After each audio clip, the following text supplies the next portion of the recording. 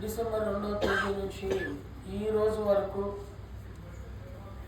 మీ నామమున చేర్చుకున్న పరిశుద్ధుల కుటుంబాలకు హృదయపూర్వకంగా శుభాలు చెప్పుచు, అందులో భాగంగా ఈ దినము మా ప్రియ సోదరు మీ దాసరాలు విజయశ్రీ అక్క గారిని బట్టి మిమ్మల్ని స్తుతిస్తూ, వారి గృహంలో కీర్తన ద్వారా మీరు మహిమ పొందుతూ వచ్చారు.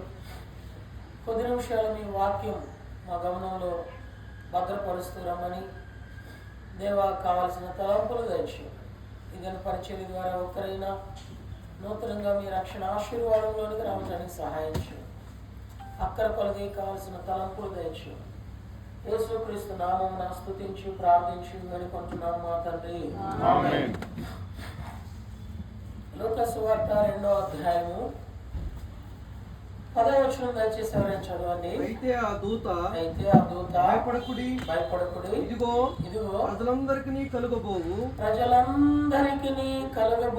మహా సంతోషకరమైన సువర్తమానము.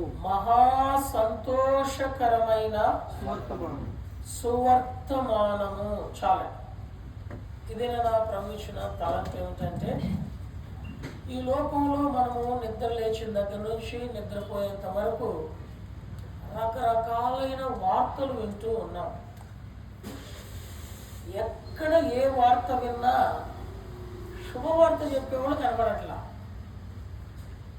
ఏ నోట నుంచి ఏ దేశంలో చూసినా ఏ ప్రాంతంలో చూసినా మనిషికి అందిస్తున్న వార్త శుభకరమైనది ఏమీ కనబడట్లా. ఎక్కడ చూసినా కానీ బాధాకరమైన వార్తలే కనబడతా ఉన్నాయి. ఉదయం నేను ల్యాబ్కి వెళ్ళి బ్లడ్ టెస్ట్ చేయించుకొని మా పాపకు బాగా పోతే చూయించుకొని వస్తుంటే నా కళ్ళ ముందు రెప్పపాటులో బస్సు యాక్సిడెంట్లో ఇద్దరు చచ్చిపోయేవాడు. రెప్పపాటులో. అది కనుక జరిగితే మేమిద్దరం కూడా హాస్పిటల్ పాలవ్వాల్సి వచ్చింది. అప్పుడు ప్రార్థన చేసుకుంటా, ప్రభువా నువ్వు కాపాడినావు అని ప్రభువుని స్తుతిస్తూ వస్తుంటే దేవుడు నాకు ఈ మాట గుర్తు చేశాడు. ఎక్కడ చూసినా శుభవార్త అనేది ఎక్కడ కనబడుతుంది. మరి ఎలాంటి వార్తలు వినబడుతున్నాయి, కనబడుతున్నాయి? 5-6 విషయాలు బైబిల్లో మనం గమనిస్తే ఎలాంటి వార్తలు అంటే, చూడండి, కీర్తన 112 7వ వచనం. వారి హృదయము యెహోవాను ఆశ్రయించి స్థిరముగా నుండును, వాడు దుర్వార్తకు జడియడు. ఈరోజు ఎలాంటి వార్తలు వినబడుతున్నాయి అంటే, దుర్వార్తలు. ఎక్కడ చూసినా పొద్దున్న లేచి నిద్రపోయేంత వరకు ఏ పేపర్ చూసినా, ఏ న్యూస్ చూసినా, లేకపోతే ఇప్పుడు దాన్ని ఏమంటారు ఫోన్లో సోషల్ మీడియా, ఏ సోషల్ మీడియా చూసినా, ఎక్కడ చూసినా ప్రపంచవ్యాప్తంగా ఫ్లైట్ యాక్సిడెంట్ అనో, షిప్ యాక్సిడెంట్ అనో, లారీ యాక్సిడెంట్ అనో, ఆటో యాక్సిడెంట్ అనో, మరణ వార్తలు, దుర్వార్తలే తప్ప శుభవార్తలు ఎక్కడ కనబడట్లేదు. ఇంకో మాట చూడండి, ఇదేమాట నిర్గమాకాండము 33వ అధ్యాయం 4వ వచనం. నిర్గమాకాండము 33వ అధ్యాయము 4వ వచనం. ప్రజలు ఆ దుర్వార్తలు విని దుఃఖించిరి. అందుకని ఎక్కడ చూసినా ఈ దుర్వార్త ప్రజలకు ఏం కలుగు చేస్తుందయ్యా అంటే దుఃఖం. నీ మటుకు నీవు, నా మటుకు నేను, మన మటుకు మనము మన దైనందిన జీవితంలో ఆలోచిస్తుంటే మనకు వినిపిస్తున్న వార్తలకి ప్రజల హృదయాలు ఏమవుతున్నాయండి? దుఃఖం. ఎక్కడ చూసినా దుర్వార్తలే. ఈ దుర్వార్తలు మనిషికి దుఃఖాన్ని కలుగు చేస్తూ ఉన్నాయి. అదే నెంబర్ 1. ఎలాంటి వార్త అయ్యా అంటే దుర్వార్త. నెంబర్ 2, రెండోది చూద్దాం రండి. 2వ సమూయేలు గ్రంథము 7వ అధ్యాయము 11వ వచనంలో, 2 Samuel chapter 1 verse 11. 2వ సమూయేలు గ్రంథము 7వ అధ్యాయము 11వ వచనంలో, దావీదు ఆ వార్త విని తన వస్త్రములు చింపుకొనెను. చాలా ఇక్కడ దావీదుకి ఒక వార్త వినబడింది. ఏ వార్త? మరణకరమైన వార్త. ఆ వార్త విని దావీదు ఏమయ్యాడంటే తన వస్త్రములు. ఈరోజు కూడా అంతే. ఒకవేళ పొరపాటున అర్ధరాత్రి మిడ్ నైట్ 12 తర్వాత తెల్లవారుజామున 4 గంటల మధ్య ఫోన్ మోగింది అంటే మనకి గుండెల్లో రైలు పరిగెడతాయి, ఏం వార్త వినాలి బాగుంటుంది, ఎవరి గురించి ఏంటో అని కదండి. దావీదు ఆ వార్త విని ఏమయ్యాడు అంటే వస్త్రాలు చింపుకున్నాడు. ఏ వార్త అంటే అది మరణకరమైన అశుభమైన వార్త. ఇంకా చూడండి ఎలాంటి వార్తలు మనకు వినబడుతున్నాయి అంటే యెషయా గ్రంథం 58వ అధ్యాయం 13వ వచనం. యెషయా గ్రంథం 58వ అధ్యాయం 13వ వచనం. వ్యాపారం చేయకుండా వారి ప్రతిష్ఠితమైన దినమని నీవు ఊరకుండిన ఎడల విశ్రాంతి దినం మనోహరమైన దినమనియు యెహోవాకు ప్రతిష్ఠిత దినమనియు ఘనమైనదిను అనుకొని దాని ఘనముగా ఆచరించిన ఎడల నీకు ఇష్టమైన పనులు చేయకయు వ్యాపారము చేయకయు లోకవార్తలు చెప్పకయు. లోకవార్తలు అది ఏ దినమయ్యా అంటే విశ్రాంతి దినం. అనగా యేసుక్రీస్తు వారు మరణించడానికి ముందు యూదులైన వారు ఇశ్రాయేలీయులైన వారు అందరూ సబ్బాతు దినాన్ని విశ్రాంతి దినాన్ని శనివారంగా పాటించారు. ఈవెన్ యేసు ప్రభు వారు కూడా సబ్బాతు దినాన్ని పాటించారు. యేసు ప్రభు వారు ఎప్పుడైతే మరణించి చనిపోయి తిరిగి లేచినాడో సబ్బాతు దినము ప్రభు దినంగా మార్చబడింది. విశ్రాంతి శనివారం దినము, ఆదివారం ప్రభు పునరుద్ధాన పండుగ దినంగా మార్చబడింది. ఈ ప్రభు దినము ఈ దినములన్నింటికీ ఆయనే ప్రభువు కనుక మనము ఈ ప్రభు వార్తను ప్రచురించేయవలసిన వారిగా ఉన్నాము తప్ప లోక వార్తలు చెప్పకూడదు. ఏడి అంటే ఏంటి అర్థం? బీసీ అంటారు, ఏడి అంటారు కదండి. బీసీ అంటే బిఫోర్ క్రైస్ట్, క్రీస్తుకు ముందు. ఏడి అంటే యాన్ ఆఫ్ డొమియన్ అంటే ఈ దినములకు ఆయనే ప్రభువు. ప్రతి దినము మనము ఆ ప్రభువును కూర్చుని వార్తను ప్రచురం చేయలే తప్ప లోక వార్తలు. ఈరోజు మనకి ఎక్కువగా ఏ వార్తలు వినబడుతున్నాయండి? లోక వార్తలే. లోక వార్తలు. ఇప్పుడు 3 వార్తలు చూసాం. మొట్టమొదటి ఏ వార్త? దుర్వార్త. రెండవది ఏ వార్త? మరణకరమైన వార్త. మూడవది ఏ వార్త? లోక వార్త. 4వది చూస్తాం రండి. నెహెమ్యా గ్రంథము 6వ అధ్యాయము 13వ వచనంలో చెడు వార్త. నెహెమ్యా గ్రంథము 6వ అధ్యాయము 13వ వచనం. Nehemiah chapter 6 verse 13. నా దేవా వారి క్రియలను బట్టి ఇందువలన నాకు భయం పుట్టగా. Book of Nehemiah chapter 6 verse 13. నాకు భయం పుట్టగా, నాకు భయము పుట్టగా నేను అతడు చెప్పినట్లు చేసి పాపములో పడుదుననుకుని నా మీద నింద మోపునట్లుగా నన్ను గూర్చి చెడు వార్త పుట్టించుటకు వారు అతనికి లంచం ఇచ్చి ఉండిరి. చూడండి ఈ లోకంలో ఈ దినాన ఎలాంటి వార్తలు వినబడుతున్నాయి అంటే చెడు వార్తలు. నిన్ను గురించి, దేవుని గురించి, సంఘం గురించి, దేవుని ప్రజలైన వారి గురించి చెడు వార్తలు పుట్టించే వాళ్ళు ఎక్కువైపోతా ఉన్నారు. చెడు వార్త ఎక్కడ చూసినా కానీ ఏ వార్త వినబడుతుందయ్యా అంటే చెడు వార్త. 2 వార్తలు విన్నాం. మొట్టమొదటి ఏంటి? నేను ఎందుకు ఇలా చెప్పడం అలవాటు అంటే నేను కొంతకాలం కాలేజీలో పనిచేశాను.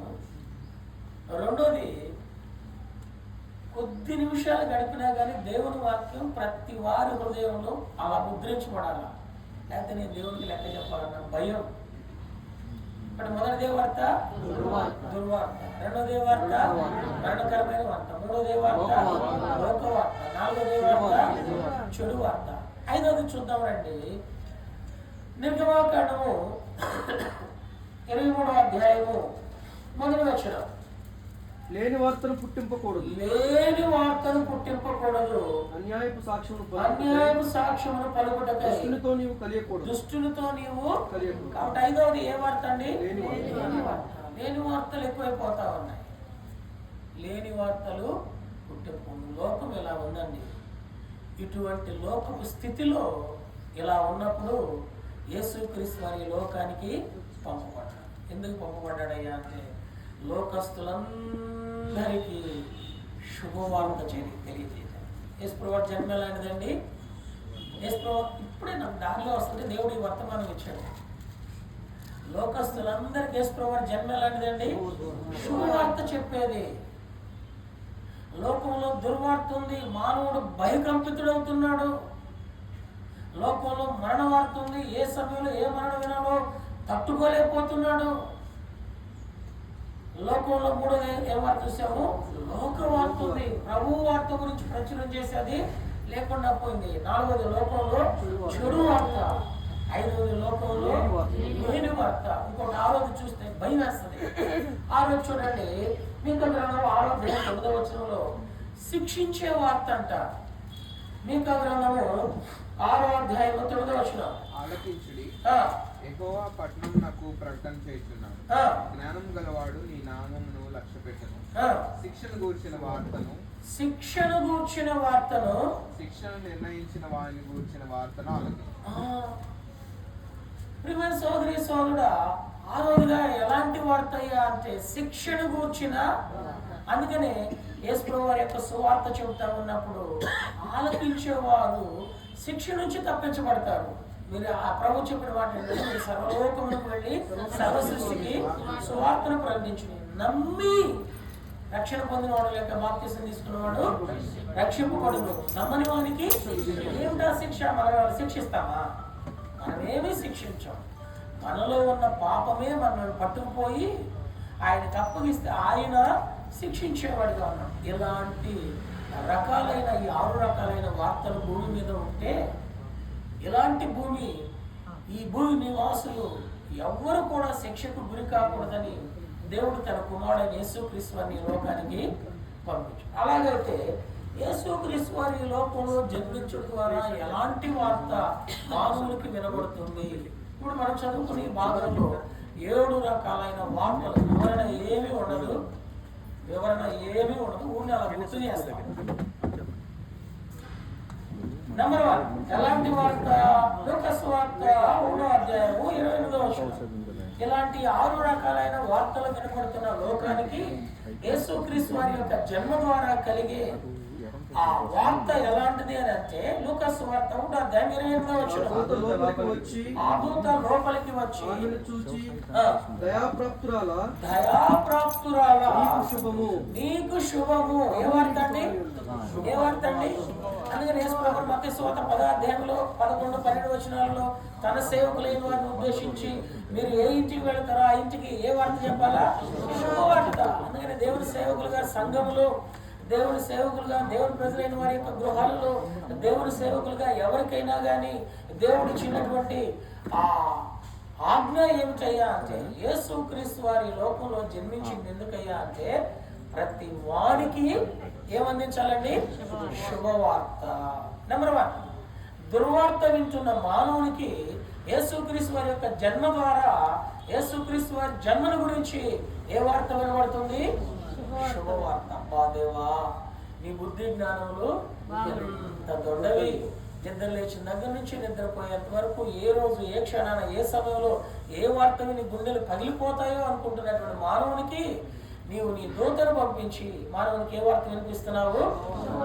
దగ్గరగా దూరంగా ఉన్నావు ప్రియమైన సోదరి సోదరుడా, యేసుక్రీస్తు నీ కొరకు నా కొరకు ఈ లోకంలో జన్మించడం ద్వారా నీ హృదయంలోనికి, నీ ఇంటిలోనికి, నీ ఉన్న చోటికి దేవుడు శుభవార్తను పంపిస్తా ఉన్నాడు. ఏదైనా మన ప్రియ సోదరి జయశ్రీ అక్క గారి విషయంలో కూడా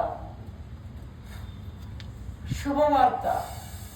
దూత ఆ ఇంటిలోనికి ప్రవేశించి శుభవార్త. అది నెంబర్ 1. నెంబర్ 2 లూకాసు వార్త 2వ అధ్యాయం 10వ వచనం. లూకాసు వార్త 2వ అధ్యాయం 10వ వచనం. ఆ దూత భయపడకుడి, ఇదిగో ప్రజలందరికీ కలుగబోవు. చాలా సంతోషకరం. 2వది యేసు ప్రభువు వారి యొక్క జన్మ ద్వారా మనకి ఏ వార్త అయ్యా అంటే ప్రజలందరికీ వార్త. ఈరోజు యేసు ప్రభువు వారిని ఏమనుకుంటున్నారంటే విదేశాల దేవుడను, ఊరి చివరి వారి దేవుడను, నిమ్న జాతుల వారి దేవుడను, హాస్పిటల్లో మరణశయ్య మీద మరణంతో పోరాడుతున్న వారు ఆయన ఆశ్రయిస్తే ఆయనకి దేవుడను అనుకుంటున్నారు. కానీ యేసు ప్రభువు వారి యొక్క జన్మ ఎలాంటి వార్త అయ్యా అంటే ప్రజలందరికీ. యేసు ప్రభువు వారి జన్మ ఎలాంటి వార్త అండి? ప్రజలందరికీ అందించే వార్త. అందుకని ప్రభు చెప్పాడు, ఆయన ఆరోహణమై వెళ్ళిపోతూ మత్తయి సువార్త 28వ అధ్యాయంలో మీరు సర్వలోకములకు వెళ్ళి సర్వ సృష్టికి ఆయన వార్త ప్రజలందరికీ చెప్పాలా. ఈ వార్త ఎవరికైతే యేసు ప్రభువు యొక్క జన్మను గురించిన వార్త ప్రజలందరి కోసం ఈయన ఏం చేశాడు, ప్రజలందరూ లోకంలో ఎవరెవరు ఏం చేశారో మనందరికీ గమనం అవుతుంది. ఈయన ఏం చేశాడో చూస్తే చూడండి, హెబ్రీయులకు రాసిన పత్రిక 2వ అధ్యాయము 9వ వచనం.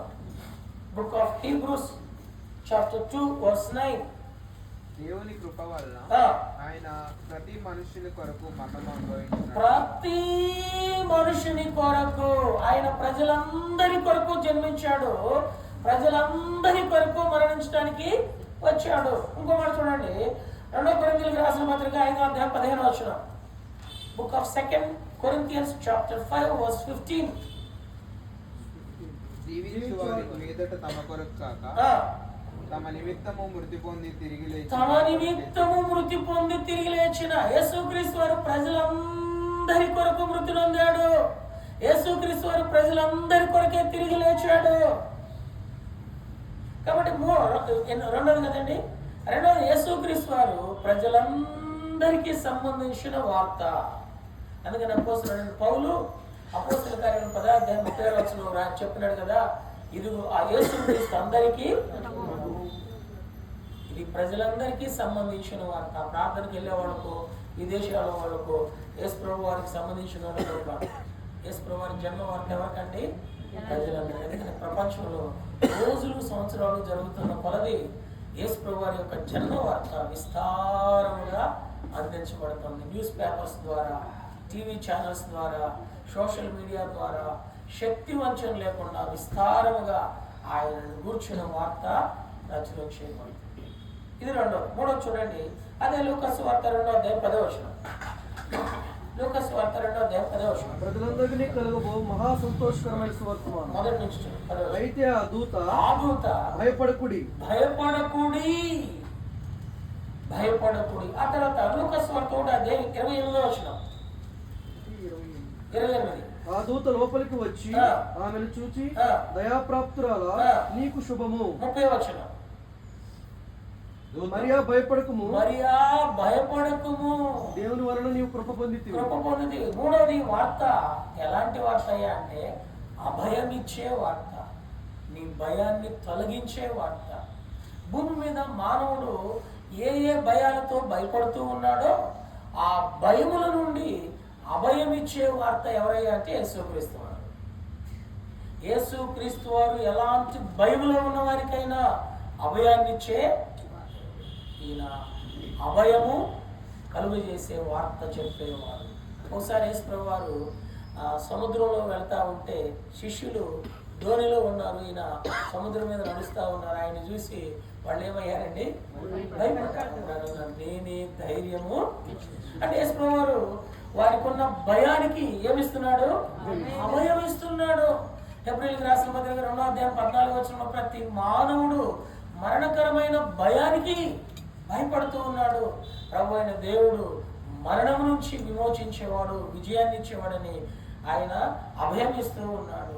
ఆ తర్వాత కీర్తన 34:6లో చూస్తే ఆయన గురించి వ్రాయబడింది. కీర్తనగాడు అంటాడు, నాకు కలిగిన భయములన్నింటిలో నుండి ఆయన నన్ను విడిపించును లేక రక్షించును. కాబట్టి యేసు ప్రభు వారి యొక్క జన్మ వార్త ఈ లోకానికి ఎలాంటిదయ్యా అంటే అభయం ఇచ్చే వార్త. మొదటిదండి శుభవార్త, మర్చిపోదు, కన్ఫ్యూజన్ ఏం కావద్దు. మొదటిది శుభవార్త, రెండవది అందరికీ, ప్రజలందరికీ వార్త. సులభంగానే ఉంటుంది కానీ చాలా వర్తమానం ఉంటుంది. ఇది 7 రోజులు చెప్పుకోవచ్చు, 3 రోజులు చెప్పుకోవచ్చు, 30 నిమిషాల్లో కూడా చెప్పేసేయచ్చు. కాబట్టి మూడోది ఎలాంటి వార్త? అభయం ఇచ్చేవారు. ఉదయకాల సమయంలో దగ్గరగా దూరంగా ఈ ఎంత శబ్దం ద్వారా ఈ వీధిలో దేవుని మాటలు ఆలకిస్తున్నా ఓ ప్రియమైన సోదరి సోదరుడా, నువ్వు ఎలాంటి స్థితికి భయపడుతూ ఉన్నా, వ్యాధికి భయపడుతున్నావేమో, బాధకు భయపడుతున్నావేమో, నిందకు భయపడుతున్నావేమో, రుణానికి భయపడుతున్నావేమో, పరిస్థితులకు భయపడుతున్నావేమో, సాతానికి భయపడుతున్నావేమో, శరీరానికి భయపడుతున్నావేమో, నీ యొక్క కృంగుదలను బట్టి నువ్వు భయపడుతున్నావేమో, ఇదిగో నీ కొరకే, నా కొరకే, ప్రజలందరి కొరకే ప్రభు అయిన దేవుడు అభయం ఇవ్వటానికి ఆయన ఈ లోకంలో జన్మించినాడు. ఆయన ఎవరయ్యా అంటే అభయం ఇచ్చే, ఆదుకునే దేవుడు, ధైర్యం ఇచ్చే దేవుడు, అభయం ఇచ్చే వార్త. 4వ చూస్తామండి, లూకాసు వార్త 2వ అధ్యాయము 10వ వచనం. అయితే ఆ దూత భయపడుకుడి, ఇదిగో సంతోషకరమైన వార్త. 4వది ఎలాంటి వార్త అండి? ఇది సంతోషకరమైన వార్త. ఇది మానవుడు దుఃఖంతో ఉన్నాడండి, ఆ దుర్వార్తను విని, ఆ చెడు వార్తను విని మానవుడు ఏమవుతున్నాడయ్యా అంటే దుఃఖంతో ఉన్నాడు. ప్రతి మానవుడి హృదయంలో దుఃఖమే ఏలుబడి చేస్తాడు. ఇలాంటి దుఃఖంతో ఉన్నవానికి దేవుడు ఏమివ్వటానికి వచ్చినాడయ్యా అంటే సంతోషం. ఆ సంతోషపు వార్త యోబు కలిగి ఉన్నాడు కనుక పరిస్థితులు ఎంత ప్రతికూలంగా తనకి ఆవరించి ఉన్న ప్రభువునందు యోబు సంతోషిస్తా ఉన్నాడు. ఇది సంతోషకరమైన ప్రియమైన సోదరి సోదరుడా, నీ దుఃఖం ఎంత పెద్దదైనా ఈ దేవుడు నీకు నాకు ఏం చేస్తాడయ్యా అంటే సంతోషం. చూడండి అన్నమాట, యోహాను సువార్త 16వ అధ్యాయం 22వ వచనం.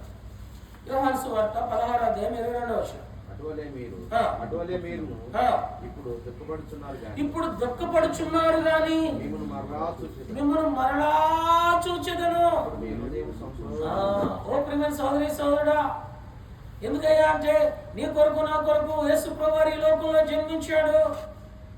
నీ జీవితంలో ఉన్న ప్రతి దుఃఖాన్ని తొలగించి నీకు సంతోషకరమైన వార్తను తెలియజేస్తా ఉన్నాడు. కీర్తన 33:1 వ్రాయబడింది, యెహోవా యందు ఆనందించి సంతోషగానము చేయడని. యేసుక్రీస్తు వారి యొక్క జన్మ సర్వ మానవాళికి సంతోషాన్ని ఇచ్చే వార్త. సర్వ మానవాళికి మాత్రమే కాదు, పరలోకంలో ఉన్న దేవదూతలు కూడా సంతోషించే వార్త. యేసు ప్రభువు వారి జన్మ వార్త ఎలాంటిదండి? సంతోషకరమైన. ఒకవేళ ఈ ఉదయకాల సమయంలో నువ్వు ఎలాంటి దుఃఖంతో ఉన్నా, నువ్వు ఎలాంటి నిట్టూర్పుతో ఉన్నా, ఒకవేళ నీ జీవితానికి ఇక నవ్వే దొరకదేమో అని నిరుత్సాహంతో ఉన్నా, సోదరి సోదరుడా, యేసుక్రీస్తు వారు నా కొరకు నీ కొరకు మన కొరకు ఎందుకు జన్మించాడయ్యా అంటే సంతోషకరమైన వార్తను నీకు తెలియజేయండి. 6-7 చదువుకుంటాం. 2వ అధ్యాయం 14వ వచనం. లూకాసు వార్త సర్వోన్నతమైన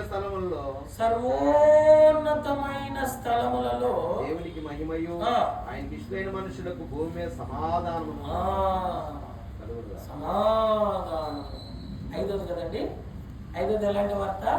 సమాధానకరమైన. మొదటిది శుభవార్త, 2వది ప్రజలందరికీ వార్త, 3వది అభయమిచ్చే వార్త, 4వది సంతోషకరమైన వార్త, 5వది సమాధానకరమైన వార్త.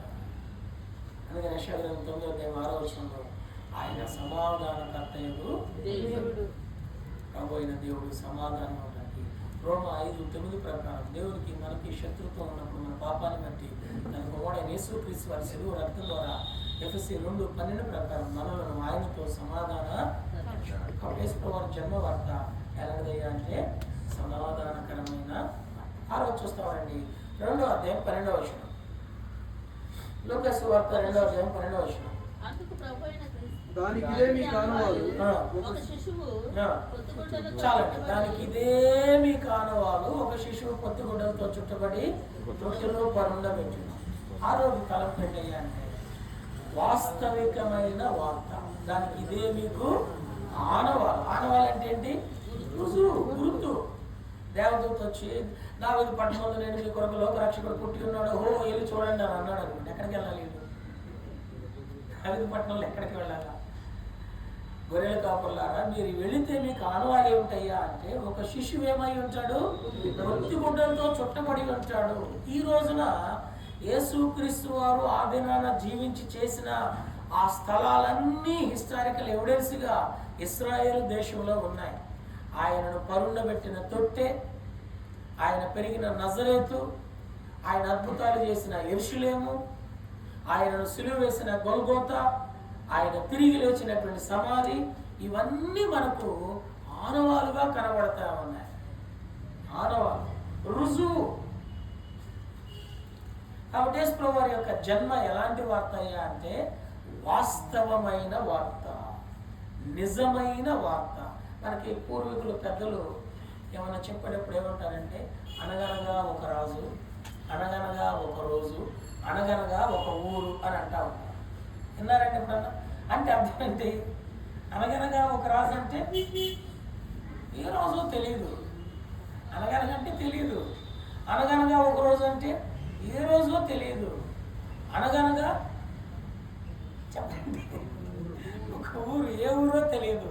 కానీ యేసు ప్రభువు వారు ఏ ఊరిలో పుట్టాడో, ఏ దేశంలో పుట్టాడో, ఎక్కడ పుట్టాడో, ఎలా పుట్టాడో, ఎప్పుడు పుడతాడో, ఇవన్నీ ఆధారాలు ఉన్నాయి.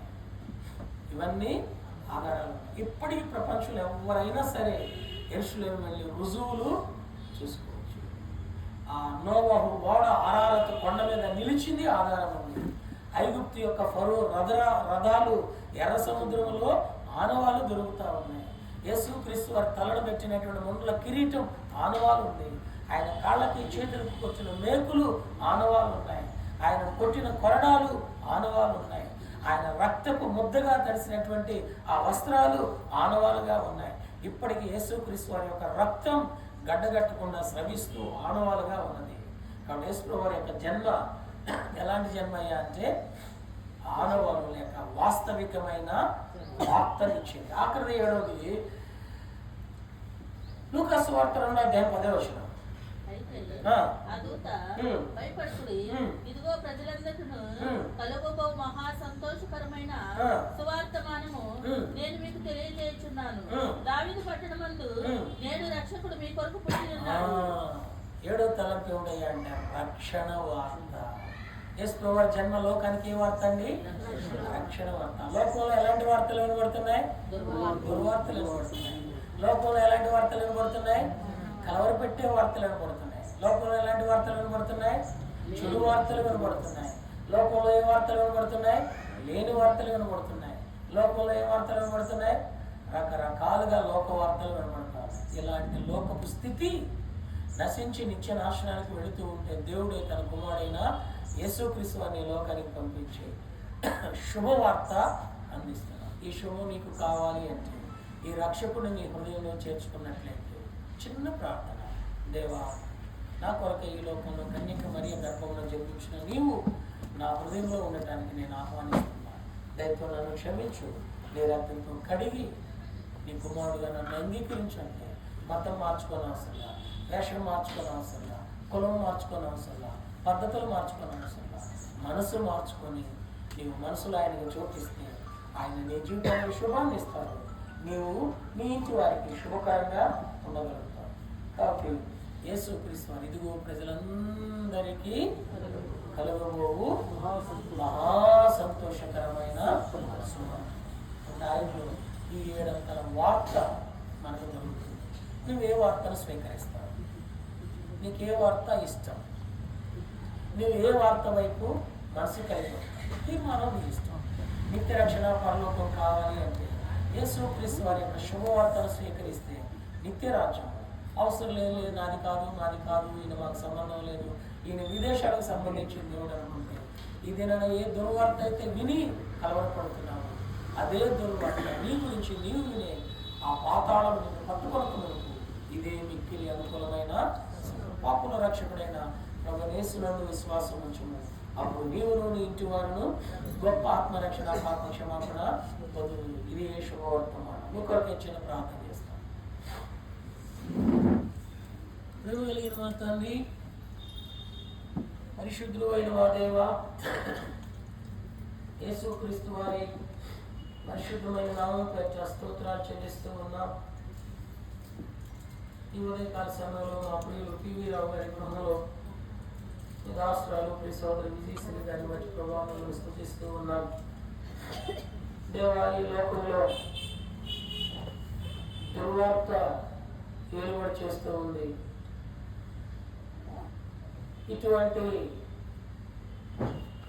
మరణకరమైన వార్తలు విని దుఃఖంతో ఉన్న నాకు, మాకు, సర్వ మానవాళికి మీరు ప్రేమించి మీ ప్రియకుమారుడైన యేసుక్రీస్తు వారిని పంపించి శుభవార్తనిచ్చి మీ రక్షణలోనికి తీసుకొని వచ్చినందుకే మిమ్మల్ని స్తుతిస్తూ ఉన్నాం. మానవ హద్దుబాటులో బేతలు సంఘానికి దినాన మీ శుభవార్త ప్రకటించడానికి ప్రయత్నించాం. పాల్పొంగులు పొందిన వారిని బట్టి స్తుతిస్తున్నాం. అలాగే నా తండ్రి, మా ప్రియుడు పాల్ శ్రావణ్ రావు, తన సహపాఠి సహోదరి శ్రేష్ఠ, వారి ఇరువురికి జీవం అనే కృపావరంలో జతపరిచి ఇచ్చినటువంటి రక్షణలను బట్టి మిమ్మల్ని స్తుతిస్తూ ఉన్నాం. ఎదుటికి శుభవార్త వినట్లు వారి దాంపత్య జీవితాన్ని దీవించి చక్కని గర్భఫలంతో వారిని తృప్తిపరిచి ఆశీర్వదించమని వేడుకుంటున్నాం. అలాగే చిన్న కుమారుడు శైలేష్ నిరూపరావు కొరకే ప్రార్థన చేస్తున్నాం. కువైట్లో ఉంటున్నారు, ఒంటరిగా ఎవరి కాలంలో ఒంటరిగా ఉంటున్నారు, మంచిది కాదన్నాం. తన కొరకే సాటిగా సహకారాన్ని సిద్ధపరచండి.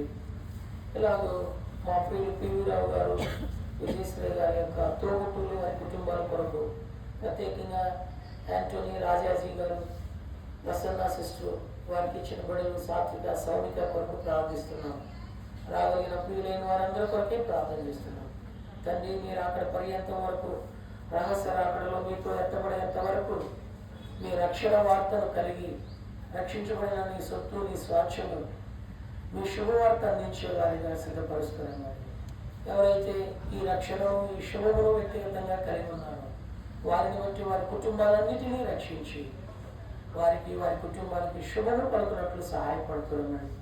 వారు హద్దుబాటులో చేయబడిన పరిచర్య ఫలింపులను తెమ్మని మీ దయగలిగిన స్థలానికి అప్పగించుకోండి. తిరిగి మా ప్రియులు వారి వారి కుటుంబ బాధ్యతలు, ఉద్యోగ బాధ్యతలకు వెళుచుంటుండగా మీ సన్నిధి దూతను తోడుగా ఉంచమని మరో పర్యాయం మేమందరం ఈ కుటుంబానికి హృదయపూర్వకంగా శుభాలు తెలియజేస్తున్నాం. యేసుక్రీస్తు నామమున స్తుతించి ప్రార్థించి వేడుకుంటున్నాం మా తండ్రి.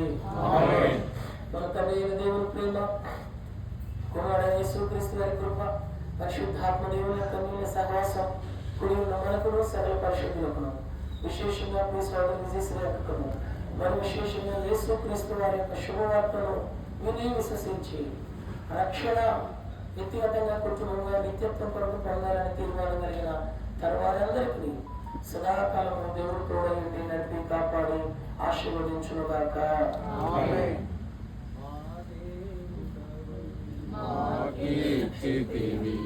ఎంతో గొప్ప శుభదినము మా దేవుడవై మాకిచ్చితివి.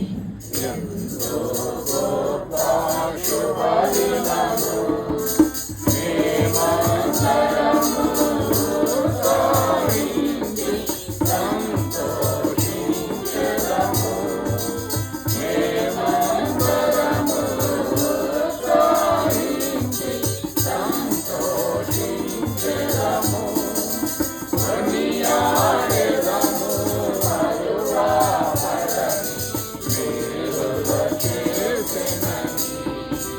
కొనియాడెదము మరువబడని మేలుల చేసెనని. స్తుతియు మహిమా ఘనత నీకే యుగ యుగముల వరకు. ఎంతో మహదైన దేవా, ఎంతో మహదైన దేవా.